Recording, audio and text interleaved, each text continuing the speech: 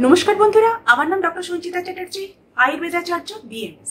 आज के आमरा जे विषयटी निये आलोचना करब सेई विषयटी हलो ऑरेंज पील, कमला लेबुर खोसा। कमला लेबुर खोसा थेके आमरा कि धरनेर उपकारिता पेते पारी, कि धरनेर हेल्थ बेनिफिट पेते पारी, एर मध्ये कि धरनेर पुष्टिगत उपादान आछे एबं एटाके आमरा किभाबे कनजिउम करब, स्किनेर क्षेत्रे सरासरि एके एक्सटार्नाली आमरा किभाबे व्यवहार करते पारी एबं स्किनेर क्षेत्रे कि धरनेर उपकारिता पेते पारी एई कमला लेबुर खोसार थेके प्रभृति विषय आमरा सविस्तारे आलोचना करब। तार आगे আপনারা প্লিজ আমার চ্যানেলটিকে লাইক করুন, শেয়ার করুন আপনার বন্ধু বান্ধব এবং আত্মীয় পরিজনের সাথে। অবশ্যই সাবস্ক্রাইব করুন এবং সাবস্ক্রাইবের পাশে বেল আইকনটিতে ক্লিক করে দিন যাতে পরবর্তী নোটিফিকেশনগুলি সরাসরি পেয়ে যেতে পারেন। এবারে বলছি কমলা লেবুর খোসার মধ্যে কি ধরনের পুষ্টিগত উপাদান আছে। কমলা লেবুর খোসার মধ্যে প্রচুর পরিমাণে provitamin A, folate, riboflavin, thiamine, vitamin বি6, ভিটামিন সি এবং ফাইবার রয়েছে। এছাড়া এর মধ্যে এক ধরনের প্লান্ট কম্পাউন্ড রয়েছে পলিফেনলস। পলিফেনলস বেশ কিছু ক্রনিক ডিজিজকে কন্ট্রোল করতে সাহায্য করে, যেরকম ওবেসিটি, টাইপ 2 ডায়াবেটিস মেলাইটাস এবং অ্যালজাইমার ডিজিজ। এছাড়া এর মধ্যে রয়েছে লিমোনি, যেটা আমাদের স্কিন ক্যান্সারের ক্ষেত্রে এর একটা গুরুত্বপূর্ণ ভূমিকা রয়েছে। এবারে বলছি কমলা লেবুর খোসার থেকে আমরা কি ধরনের স্বাস্থ্য উপকারিতা পেতে পারি। কমলা লেবুর খোসার মধ্যে হেসপেরিন নামক এক ধরনের কম্পাউন্ড রয়েছে, যেটা আমাদের ব্লাড প্রেশারকে কন্ট্রোলে রাখতে সাহায্য করে এবং সেই সাথে সাথে রক্তে কোলেস্টেরলের মাত্রাকে স্বাভাবিক রাখতে সাহায্য করে, যার ফলে হার্ট যাতে সুস্থ স্বাভাবিকভাবে তার কার্য সম্পন্ন করতে পারে সেই দিকটা এটা রক্ষা করে এবং এটা একটা হার্ট হেলদি কম্পাউন্ড হিসেবে আমাদের কাছে পরিচিত। এছাড়া কমলা লেবুর খোসা হিস্টামিন নিঃসরণকে প্রতিরোধ করে। হিস্টামিন হচ্ছে এমন এক ধরনের কম্পাউন্ড যেটা আমাদের শরীরে অ্যালার্জিক রিয়াকশনের জন্য রেসপন্সিবল। কাজে এটা অ্যালার্জিক রিয়াকশনকে প্রতিরোধ করতে সাহায্য করে এই কমলা লেবুর খোসা। কমলা লেবুর খোসা ক্যান্সারের যে সেলগুলি তার গ্রোথকে স্লো ডাউন করতে সাহায্য করে, বিশেষত স্কোয়ামাস সেল কার্সিনোমার ক্ষেত্রে রিডিউস করতে সাহায্য করে এবং বেশ কিছু গবেষণার মাধ্যমে জানা গেছে যে কেউ যদি রেগুলার বেসিসে কমলা লেবুর খোসাকে কনজিউম করে তাহলে তার ক্ষেত্রে কিন্তু এই ক্যান্সার হওয়ার সম্ভাবনাটা অনেকটাই কমে যায়। কমলা লেবুর খোসা ওয়েট লস ম্যানেজমেন্টের ক্ষেত্রে ভীষণ ভালোভাবে কাজ করে। যারা ওয়েট লস ম্যানেজমেন্টের মধ্যে রয়েছেন বা যারা চাইছেন তাদের দেহের ওজন কমে যাক, সেক্ষেত্রে কমলা লেবুর খোসার একটা গুরুত্বপূর্ণ ভূমিকা রয়েছে। এটা আমাদের মেটাবলিজম রেটটাকে বাড়িয়ে তোলে এবং সেই সাথে সাথে ফ্যাট বার্নিং ক্যাপাসিটিটাকেও বাড়িয়ে তোলে, যার ফলে ওয়েট লস ম্যানেজমেন্টের ক্ষেত্রে এটা একটা গুরুত্বপূর্ণ ভূমিকা গ্রহণ করছে। কমলা লেবুর খোসা আমাদের প্রপার ডাইজেশনের ক্ষেত্রেও এর একটা গুরুত্বপূর্ণ ভূমিকা রয়েছে। ডাইজেস্টিভ সিস্টেম যাতে তার সঠিকভাবে তার কার্যকারিতা সম্পন্ন করতে পারে সেদিকটা এ লক্ষ্য রাখে এবং এর মধ্যে অ্যান্টি ইনফ্ল্যামেটরি প্রপার্টি থাকার ফলে কমলা লেবুর খোসার আরেকটা গুরুত্বপূর্ণ ভূমিকা রয়েছে। এটা ডাইজেস্টিভ সিস্টেমের মধ্যে যে সমস্ত সমস্যাগুলো হয়, যেমন অ্যাসিডিটি, হার্ট বার্ন বা ডায়রিয়া, এই ধরনের যে সমস্যাগুলো সেগুলোকে এটা দূরীভূত করতে সাহায্য করে। মুখের দূরের ক্ষেত্রেও কিন্তু কমলা লেবুর খোসার একটা গুরুত্বপূর্ণ ভূমিকা রয়েছে। হ্যাংওভার কাটাতে কমলা লেবুর খোসার একটা গুরুত্বপূর্ণ ভূমিকা রয়েছে। যখন মানুষ খুব ক্লান্ত হয়ে পড়ে বা একটা হ্যাংওভার কাজ করে, কোনো কিছু ভালো লাগে না, সেই সময় কমলা লেবুর খোসাকে জলে একটু ফুটিয়ে চায়ের লিকারের মতন তৈরি করে সেটাকে যদি পান করেন তাহলে সেক্ষেত্রে কিন্তু খুব ভালো ভূমিকা পাবেন বা তার একটা উল্লেখযোগ্য ভূমিকা রয়েছে।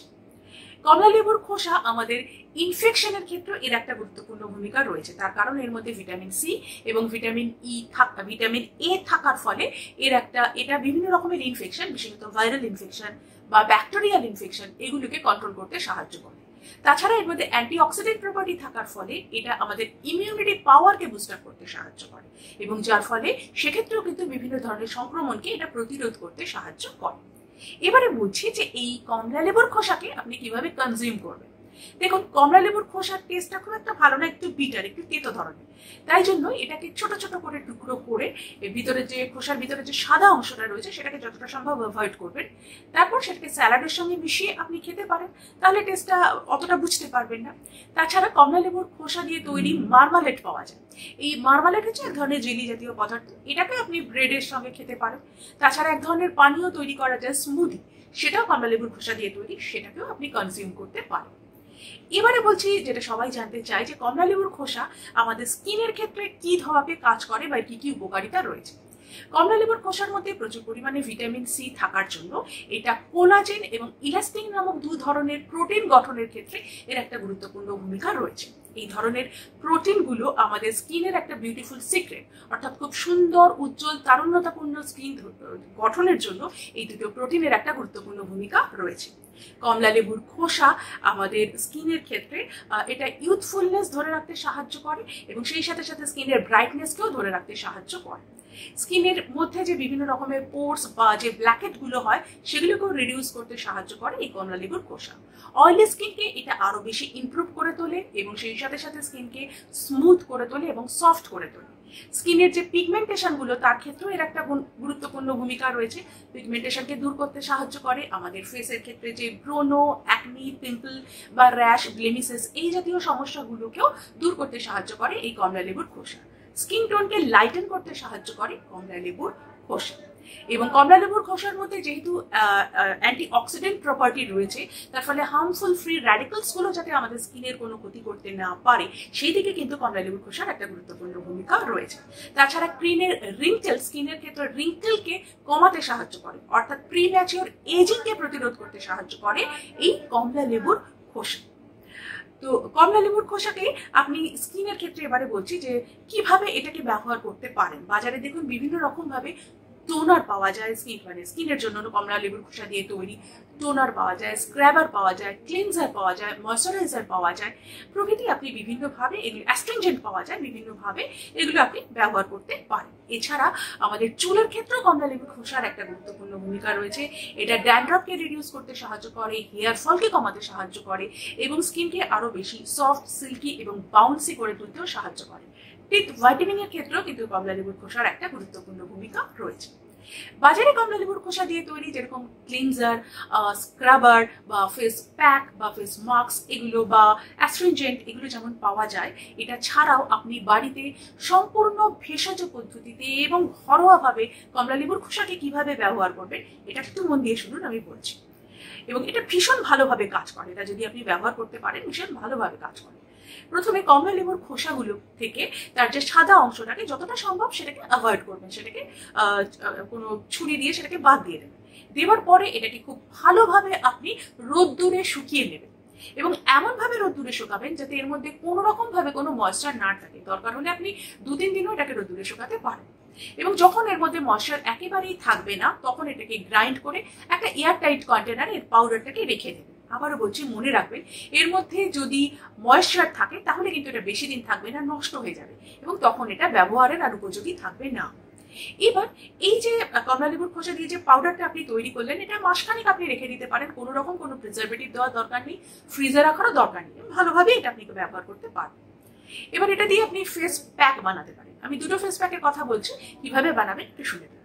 একটা পাত্রের মধ্যে 1 চামচ কমলা লেবুর খোসার যে পাউডারটা সেটা নিলেন এবং তার মধ্যে 2 চামচ সাদা দই অথবা একটু দুধ দিয়ে পেস্ট তৈরি করলেন। করার পরে সেটাকে মুখটাকে ভালোভাবে পরিষ্কার করে শুকনো করে মুখে লাগিয়ে দিলেন এবং তারপরে যখন এটা শুকিয়ে যাবে 15-20 মিনিট পরে তখন এটাকে ধুয়ে ফেলবেন।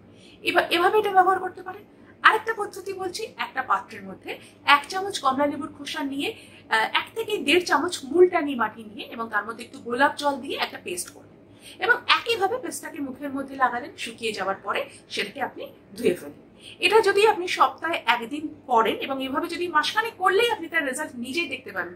স্কিন টোনটা অনেক বেশি ব্রাইট হয়ে যাবে এবং অ্যাকনি, পিম্পল বা পিগমেন্টেশন এগুলো ধীরে ধীরে দূর হতে থাকবে।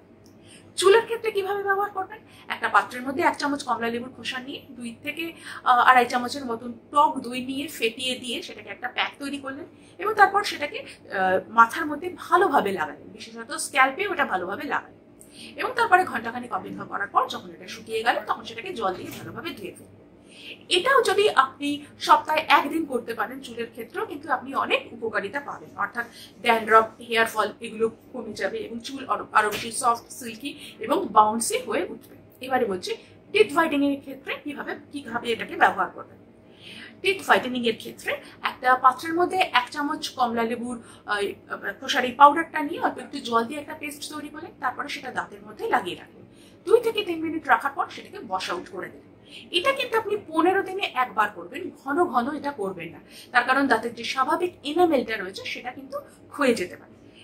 এইভাবে যদি আপনি 15 দিনে একবার করেন দেখবেন ধীরে ধীরে দাঁত কিন্তু ঝকঝকে সাদা হয়ে যাবে, দাঁতের দাগগুলো আস্তে আস্তে কমতে থাকবে। তাহলে বন্ধুরা দেখলেন তো যে কমলা লেবু খাবার পরে আমরা তার খোসাটাকে কিন্তু ফেলে দিই। এবারে কমলা লেবুর খোসাটাকে ফেলে না দিয়ে তাকে সম্পূর্ণ ভেষজ পদ্ধতিতে এভাবে আপনি কাজে লাগাতে পারেন। পাউডার তৈরি করে একটা কন্টেনারে রেখে দেবেন। শুধু একটা জিনিস মাথায় রাখবেন, তাতে যেন কোনোভাবেই ময়েশ্চার না থাকে। দরকার হলে 2-3 দিন ভালো করে শুকিয়ে নিন। হাত দিয়ে যখন দেখবেন সেটা একদম ময়েশ্চার নেই, আপনি বুঝতেই পারবেন, তখন সেটাকে গ্রাইন্ড করে একটা কন্টেনারের মধ্যে রেখে দিন এবং তারপর সেটাকে ব্যবহার করুন এবং তার ম্যাজিক্যাল উপকারিতা পাবেন। আজ এই অবধি। ভালো থাকবেন, সুস্থ থাকবেন। নমস্কার।